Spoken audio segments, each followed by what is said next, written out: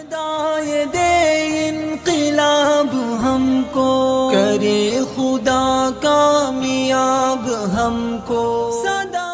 ইন্নাল হামদুলিল্লাহ ওয়াসসালাতু ওয়াসসালামু আলা রাসূলিল্লাহ আম্মা বা'দ। প্রিয় উপস্থিতি, রোজা ভঙ্গের এমন 4টা কারণ নিয়ে আলোচনা করব যেগুলোর কোনো একটিতে লিপ্ত হলে তার উপর রোজার কাজা এবং কাফফারা উভয়টাই আবশ্যক হবে। অর্থাৎ এই 4টার কোনো একটাতে যদি কোনো ব্যক্তি লিপ্ত হয় তাহলে তার উপর যেমন রোজার কাজা আদায় করা ওয়াজিব হবে, পাশাপাশি কাফফারা আদায় করাও ওয়াজিব হবে।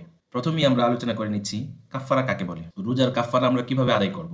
একটি রোজার জন্য 2 মাস ধারাবাহিকভাবে রোজা রাখতে হবে। কোনো কারণে ধারাবাহিকতা ছুটে গেলে পুনরায় নতুন করে রোজা রাখতে হবে। পেছনের রোজাগুলোর কাফফারা রোজা হিসাবে ধর্তব্য হবে না। তবে মহিলাদের হায়েজের কারণে ধারাবাহিকতা নষ্ট হলে অসুবিধা নেই। আল বাহরুর রায়েকের 2 নম্বর খণ্ডের 266 নম্বর পৃষ্ঠার মধ্যে উল্লেখ আছে, ইব্রাহিম নাখাই রাহিমাহুল্লাহ বলেন, যার উপর কাফফারা হিসাবে 2 মাস ধারাবাহিকভাবে রোজা রাখা জরুরি, সে যদি মাঝে অসুস্থ হওয়ার কারণে রোজা রাখতে না পারে তাহলে আবার নতুন করে রোজা রাখা শুরু করতে হবে। নতুন করে রোজা রাখা তার উপর আবশ্যক হবে। যেসব কারণে কাজা কাফফারা উভয়টি আবশ্যক হবে তার প্রথমটি হচ্ছে, রোজা রেখে স্বাভাবিক অবস্থায় ইচ্ছাকৃতভাবে পানাহার করলে কাজা কাফফারা উভয়টা আবশ্যক হবে। সুনানে দারাকুতনি 2 নম্বর খণ্ডের 191 পৃষ্ঠার মধ্যে উল্লেখ আছে, এক ব্যক্তি রামাদানে রোজা রেখে ইচ্ছাকৃতভাবে পানাহার করলো, তখন রাসূলুল্লাহ সাল্লাল্লাহু আলাইহি ওয়াসাল্লাম তাকে আদেশ করলেন যেন একটি দাস আজাদ করে অথবা 2 মাস রোজা রাখে বা 60 জন মিসকিনকে খাবার খাওয়ায়।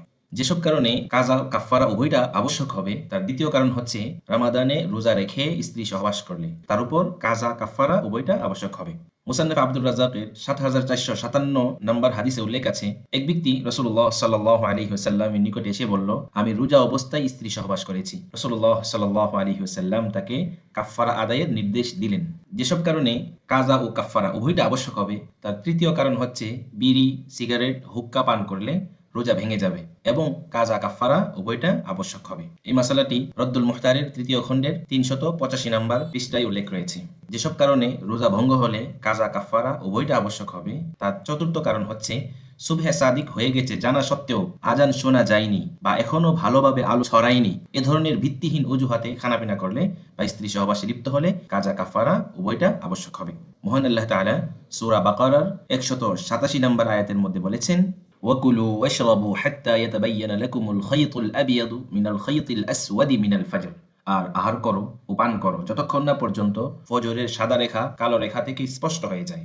সম্মানিত উপস্থিতি, তো আজকের মজলিসে আমরা এমন 4টা কারণ নিয়ে আলোচনা করলাম যে 4 কারণের কোনো একটাতে যদি কোনো ব্যক্তি লিপ্ত হয় তাহলে কাজাও আদায় করতে হবে এবং কাফফারাও আদায় করতে হবে। আল্লাহ তাআলা আমাদের সবাইকে মাসআলা বুঝা এবং এই জঘন্য অপরাধ থেকে বিরত থাকার তৌফিক দান করেন। আল্লাহুম্মা আমিন।